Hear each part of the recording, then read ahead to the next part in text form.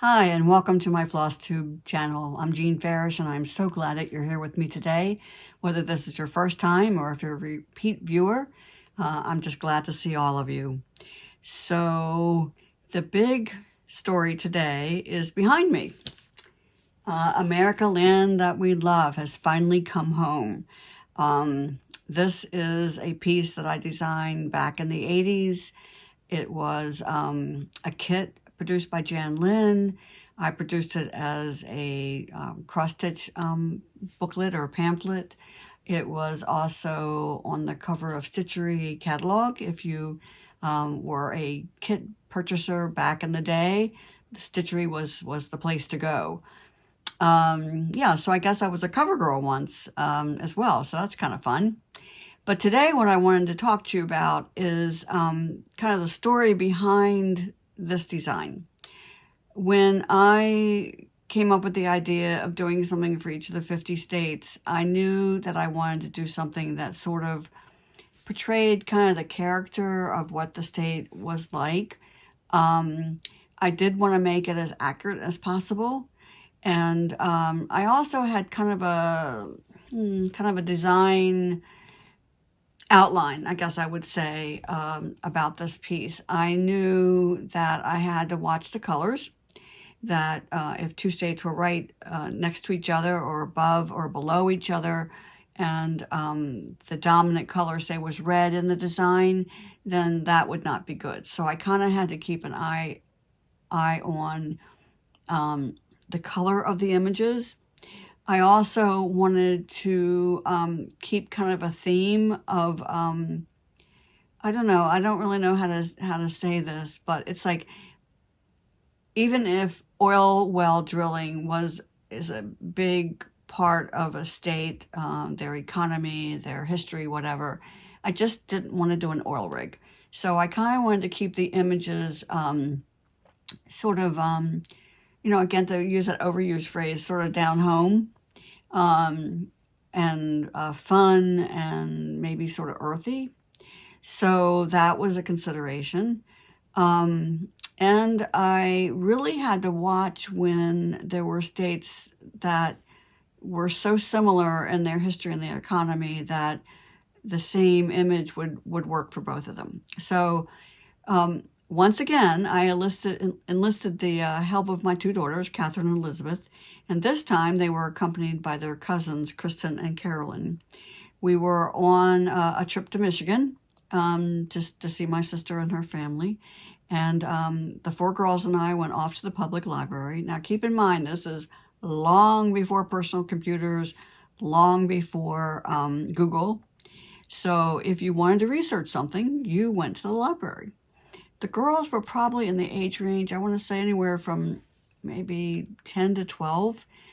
The four of them are like stair steps. They're very close in age. And so I promised them each that I would give them a quarter each time they could bring me an image of something that I could actually translate into cross stitch. So I kind of set out the rules before we got started. And I want to tell you, the four of them really got into it. They were earnest and they were excellent researchers.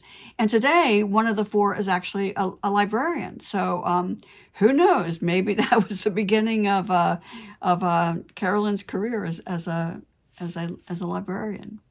So I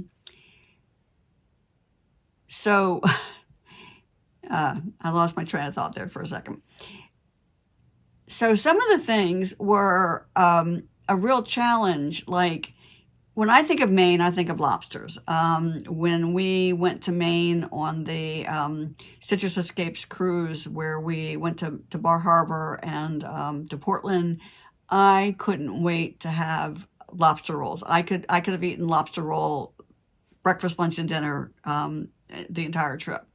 But how do you draw a lobster? I mean, I had no clue how to actually draw a lobster to scale.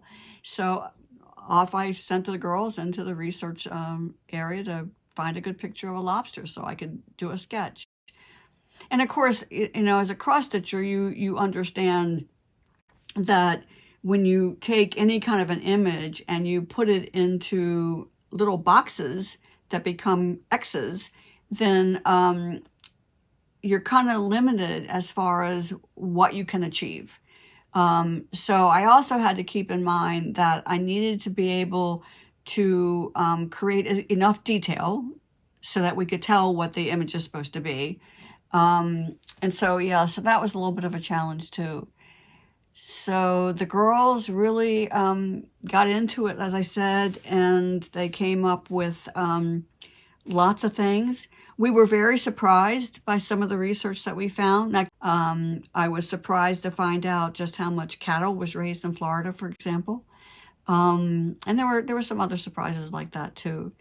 So, oh, the other thing I wanted to say about this design is that when you're stitching it, if you think of horses in Virginia rather than Kentucky, then, swap them out. Each one of the designs fits in the same image area. So that kind of makes it easy. If you were with me when I taped the episode where I chose my frame, you may notice that the frame sample that I had was a lot more in the red family than what you're seeing here. And that kind of brings me to another one of those framing lessons. When you are looking at samples, if the color range of that sample is incredibly important to you, ask them to pull out their stock and see if it's the same. I was surprised at how different this was from what I chose originally. I was not unhappy with it. Don't get me wrong. I'm very, very pleased with the overall look of it.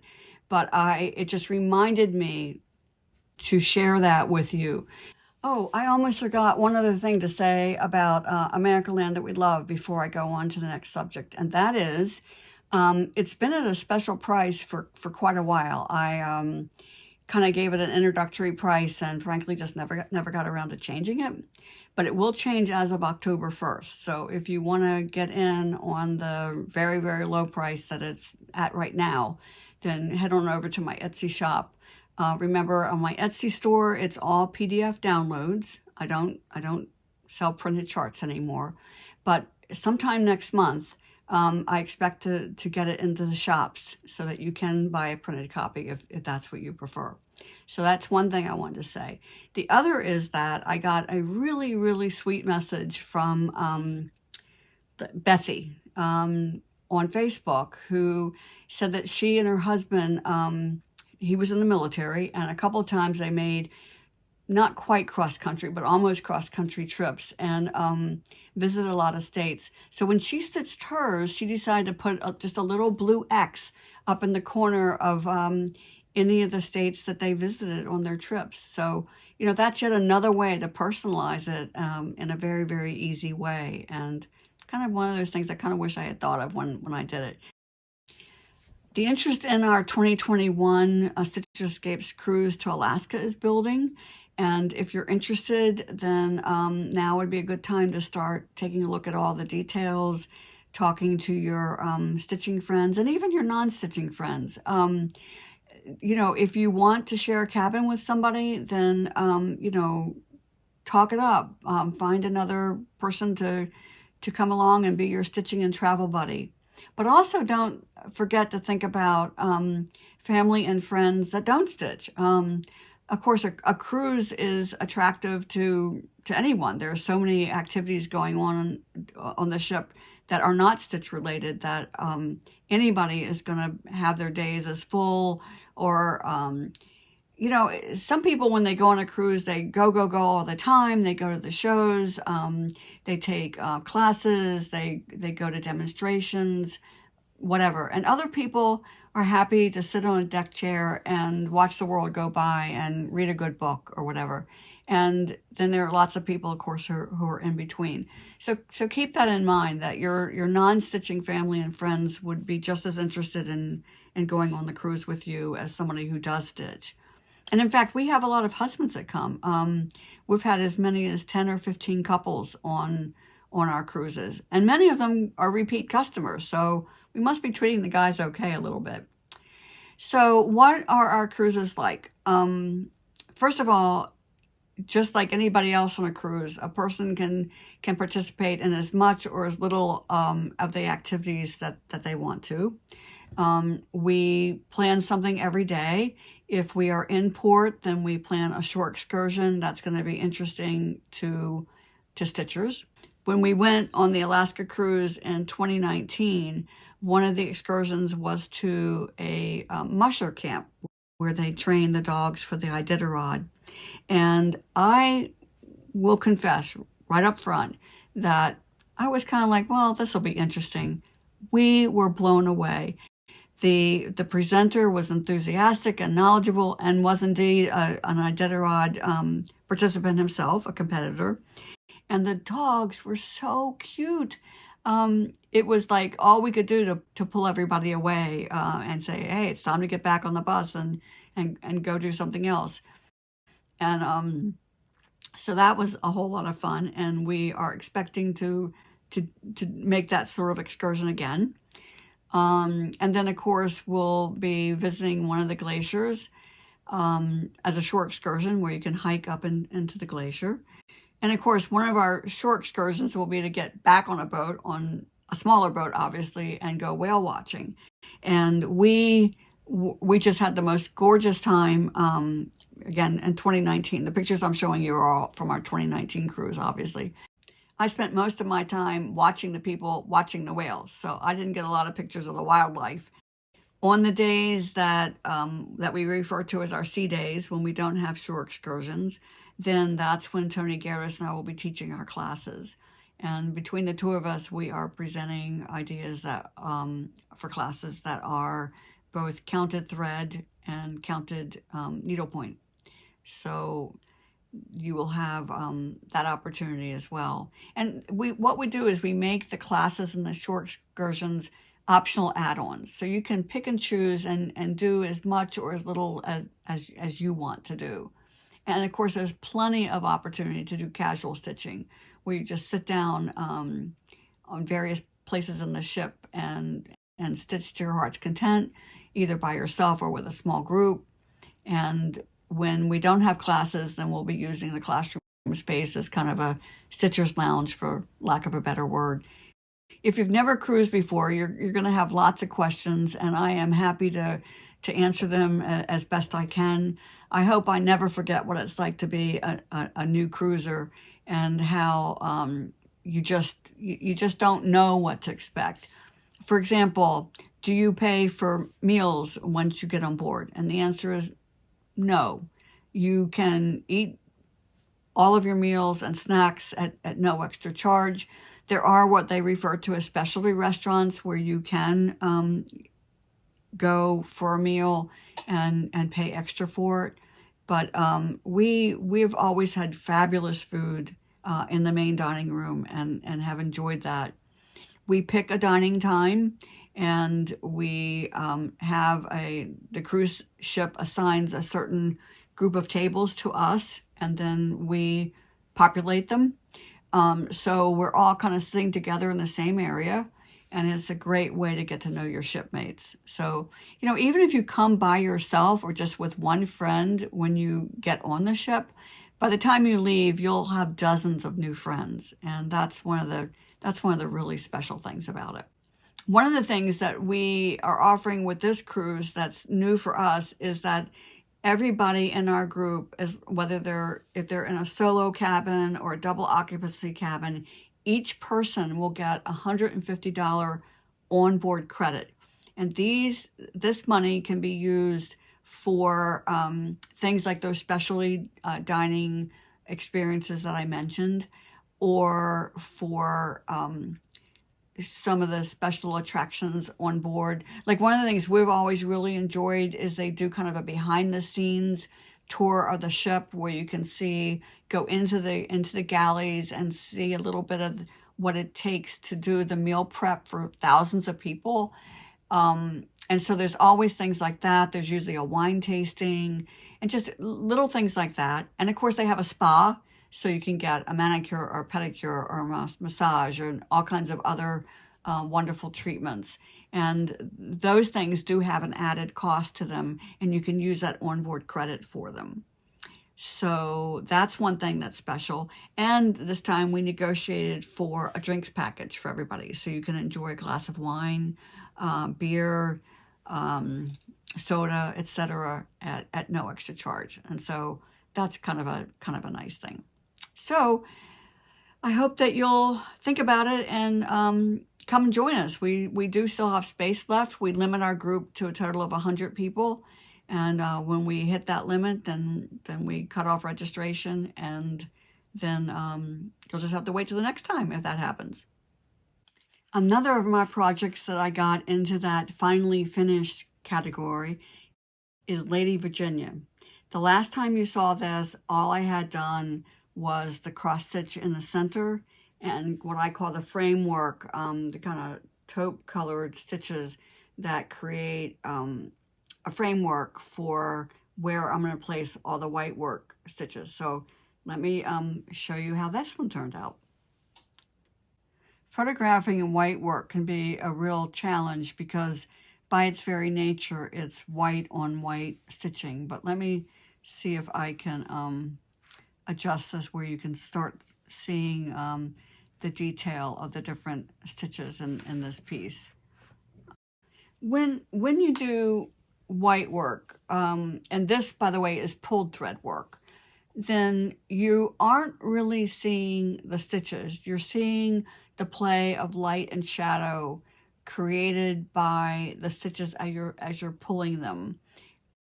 That's why we call it white work. So, and you can do it on different colors, but what I encourage people to do is match your stitching thread to your linen fabric. In its most in its oldest and maybe purest form, what stitchers would do would be actually to unravel the edges of the linen and straighten out those threads and then use them for stitching so that you would have a perfect match. This is the linen thread that I like to use by Londonderry. It matches the color fabric that I use called Sea Salt, which is a studio line linen that I use for my needlework. And what I wanted to show you with this is this clever way that these are stored.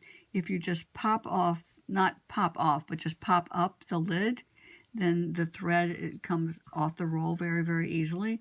And after you've taken the length that you want off, then you put it back into that groove and snap the lid back in place, and the thread is nice and secure. So you can just cut off the length that you want, and then it's stored very, very well like that. So Lady Virginia will be in my Etsy store as a PDF download next month, as well as being available in cross-stitch shops across the country. Whether you buy the chart from my Etsy store in the PDF download or buy a printed version from a shop, either way, you'll have access to 9 video lessons, so you can actually see the stitch being completed, and that's where I can give extra tips and make some comments and helpful hints that are really not possible to do in the printed form. But within the chart, you will also have stitch diagrams and what I call stitch pathway diagrams that show you exactly how the stitches are done and where they're placed on the fabric. I got a really good question this week from Candy. She said, I have a question about pulled thread. Does it have to be done on linen? I'm sure it couldn't be done on Aida, but could even weave be used? This is a great question, and one I am really happy to get into because it's one of the critical things for beautiful and successful pulled thread work is to be using the right ground cloth. It's not so much that it has to be linen as far as that the fabric needs to be from a flax plant. It's more the way it's woven in terms of the way the threads are spaced out. It's still a plain weave. You still have over, under, in both directions. So that part is the same whether you're using linen or even weave, or whether you're using any one of the linens that we are accustomed to with counted thread work.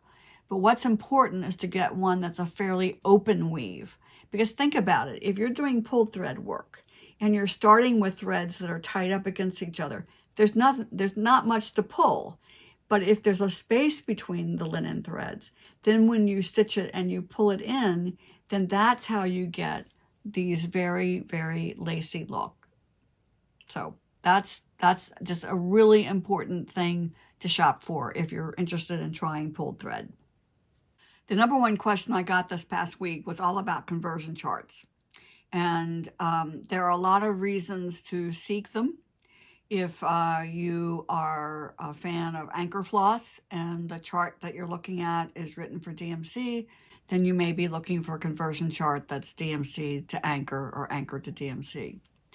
And of course, with all my chatting about Cosmo, that was the question. Is there a good conversion chart for Cosmo to DMC? And I want to thank the various people that actually sent me links to some of the charts that are out there. I have not had time to research and see which of them, if any, are accurate. But here are just some general pros and cons of conversion charts. As a designer, when I'm choosing colors for a design, I choose them as they relate to each other. So a red that's just the right red for this design with this set of greens is a good match. Change the greens from a evergreen or like Christmas sort of green and make it mintier or make it a yellow green or a blue green or whatever, then it's going to change the way the red looks. Color affects all the other colors around it. Think for a moment about the way things are packaged or presented. If you want your tomatoes to look more red, then put them on a green background. You want your bananas to look more yellow, put them on a purple background, because these are colors that are opposite each other on the color wheel, which is kind of getting into color theory. But the bottom line is that colors affect the colors around it. I'm kind of repeating myself here. So where that starts having an impact when you're looking at a conversion chart is if the designer has a certain shade of, say, pink in mind and chooses the greens to go with it. If you don't get a perfect match in trying to convert the pinks, then the greens might be off. So if in a perfect world, every color in every brand would be all exactly the same, but that's not the case. Which frankly is one of the reasons I like Cosmo so much, because there are colors in their range that I don't get anywhere else. So what's a stitcher to do? You're going to have to take a little bit of a chance and be kind of a brave stitcher and go forward with confidence when you're choosing your colors. And if the chart says, a lot of them will have an asterisk if they say it's a perfect match, or have an asterisk if it's not a perfect match or whatever. So do pay attention to that. And for what I'm about to say, I realize doesn't apply to everybody, because not everybody has a local needle workshop that carries the full line of the various things that we're talking about here. But ideally, what I would do, let's say if you have a chart that's all a certain brand of overdyed flosses and you're in a shop, pull those out and then take them over to the DMC cabinet and say, okay, I want to stitch this chart, but I want to do it in DMC, not in overdyes. And then that way you can, have this skein of blue-green and find the DMC blue-green that's closest. That would be the best way to go about it. But if you don't have a shop that's nearby and you are dealing with mail order, then one option would be to call a really good shop that has good customer service and say, I want to stitch such and such a chart. It calls for this type of floss. I want to stitch it in this other type of floss. Do you have time to color match it for me? And if they say yes, then, you know, that's great, and rely on them, and hopefully you'll get good choices. Shop owners want to keep you happy. They want, first of all, they want to keep you happy because they just want to keep you happy. People that are in this industry are doing it because they love it. I guarantee you they're not doing it in it. They're not in it to make the big bucks. Hopefully they succeed, and are making some decent money so that they will stay in business and be around to help us all. But keep in mind that they are here to help you. And of course, if they help you and you get good service, then you're going to come back. So that would be another option, is let somebody else do the matching for you. The third thing that I would suggest is to invest in a color card of the brand that you like, so that you can make your own color choices. So let's take a look at the Cosmo card. I showed this to you a couple weeks ago when I was just talking about why I like Cosmo so much. But this is, my lighting has gotten screwed up again here. This is, I like the way they have their flosses organized. Most floss companies do that. They keep things so the colors are similar. I like this one in particular because they, like, all the greens are pretty much here together. So if you're looking for a yellow green or a blue green or whatever, it's easy to find. I also like their numbering system, by the way. When they have added a color at some point in time, then they just preceded it by the number 2. So when I look at this color, I know that 2563 is in the same family as the 666564, etc. So I like that. And even when they have, the other thing they sometimes do is they will add the letter A after number. So I know that this 521A actually fits in with, I'm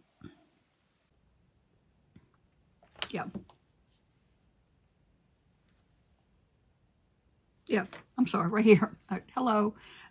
Fits right in with this range. So what I did, and all this A, B, C, D that you see on here, that doesn't come on the color card. I did that because what I did was I put, like, all of these colors are on a ring, and I labeled it 7C, for example, or 7D, 7E, so that when I am matching colors and I have all of a family on a ring, I know where on the color card it falls. And so these are the colors that have been added recently. And so I found what range they fall into. So anyway, that's a system that works for me. You know, as a professional designer, there's some things I have to do routinely that I wouldn't do if I were doing this entirely for pleasure. Although, again, like shop owners, I do what I do because I love doing it. I'm already into my 70s, and I don't see any reason to slow down or stop what I'm doing as long as I love doing it. So I don't plan to retire anytime soon. Okay, so back to conversion charts and what you can do. Despite my sort of doom and gloom, I don't probably sound like I think very much of conversion charts. They're just tricky. So I had to pause there for a second and think about other creative ways to get around the somewhat unreliability of conversion charts. One would be to, again, if there's a brand of floss that you really like Cosmo, then invest in a color card that actually has thread samples on it. These retail for about $25. And if I wanted to figure out what Cosmo colors to buy to go with a DMC oriented chart that I really loved. And I had one of these Cosmo charts, Cosmo cards. Then I would, and I didn't have a local needlework store, then I would find a big box store that carries DMC, and I would go and I would pull out the colors and I would look at them on my Cosmo card, and if they match close enough, fine. If they don't, make note of that and say, well, you know, it doesn't really match such and such color, but it's very close to, it's closer to such and such a color. Then you have your shopping list, and then you go home and you call up a shop and order them, or order them from one of the online resources. And I think that's probably what I would do if I wanted to make the switch. I don't sound very encouraging about this, do I? And yet, I mean, I like this floss so much. I wish I had a better answer for you. Frankly, if I were to create a conversion chart, it would probably take me several working days, probably 2 or 3 8-hour days. I would have to pull out. I would have all the Cosmo flosses with me. I would have all the current DMC colors with me, and I would literally say, this one matches this one matches this one is in between this one and the other one. That's how much work it would be, and right now I just don't have the time to devote to that. But ideally, that's how it would be done. I would not rely on having a DMC color card and a Cosmo color card next to each other and try to do it, because unless the colors are right next to each other without any other colors around influencing the way they look, then that's the only way to do it. So, by the way, in preparing for this, I realized I still have a full set of 466 solid Cosmo skeins for sale. When I first launched into this, I bought 6 sets and divided them up, and I kept 2 sets with the idea that I would sell 4.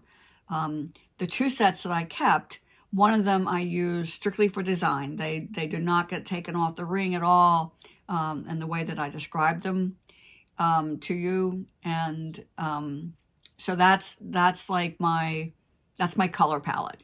And then I have another set that I pull from when I'm actually stitching, and then when I am ready to, then I reorder and replace the ones in that set. So they kind of come and go. And then the other 4 sets, I decided again that I would sell. And I have sold 3 of them. And I realized the other day I still have 1 set that I have not sold.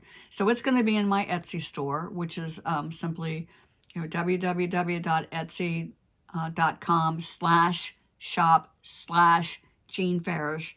And I only have 1, so when it's gone, it's gone. But let me show you. I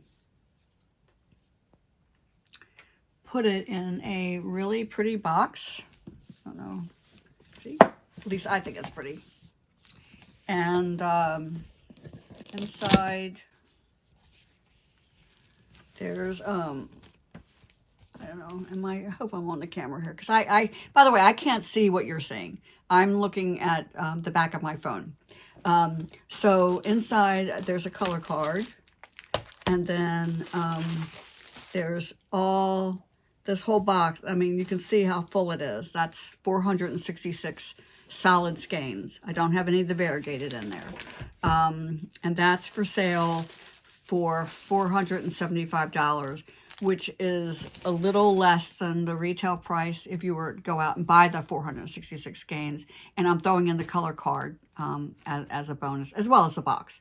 So that's an opportunity if you want the whole range. I mean, that kind of came up in a discussion this week on one of the various Facebook groups, was why why do people want to get the whole set of any one of the colors, any one of the brands of floss? And there are pros and cons to that. You know, if you live out in the middle of nowhere and stitching is like your number one hobby, I can see the appeal for it. You always will have all the colors, and you never have to wonder whether or not you've got it on hand until you use it up.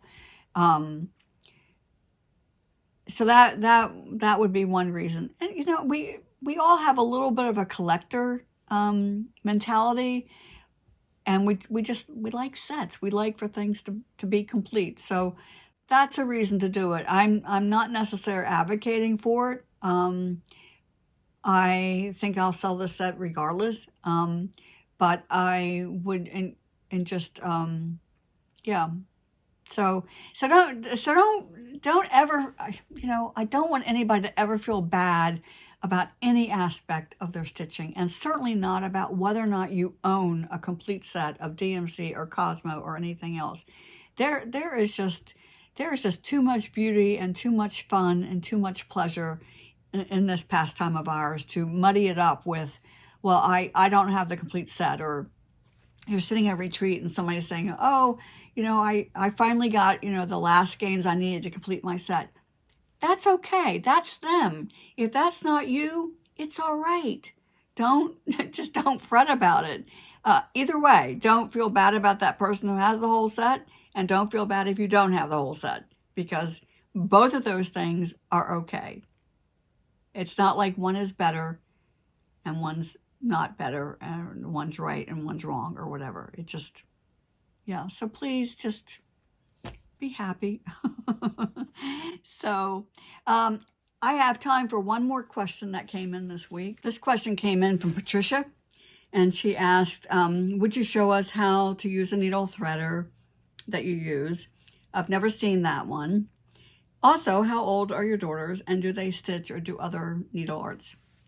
Well, both of my daughters are in their 40s now, and they both stitch.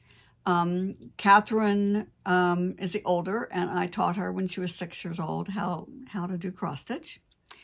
And Elizabeth, the younger one, was always keenly interested. And of course, you know how it is. You always want to do what your big sister's doing.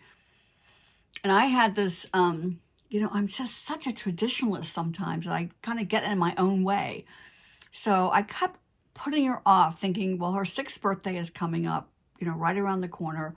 And I'll put a little sewing basket together with all the things that she would need to stitch with. And I will teach her how to do cross stitch. And one day I went off and did something. I don't even know what it was. And I came back, and there she sits, 5 years old, on the couch with the babysitter. And what are they doing? They're cross stitching. So I missed my opportunity to teach Elizabeth how to do cross stitch because I didn't listen to her internal time machine of when she was ready to do it. And I would say that if you have youngsters in your household, if they show an interest in needlework, teach them right then. Do not think for a moment, oh, they're not old enough, or whatever. Go ahead and respond to that desire when it first blossoms, and I think that you will do well for it. I had a book. In fact, this is another one I probably need to dust off and do something with it. That was just focused on how to teach kids how to do cross stitch. I am not an advocate for first teaching them on plastic canvas. If they are ready to stitch, they're ready to stitch. Are needles and scissors somewhat dangerous for a 3 or 4 or 5 year old? Well, they can be.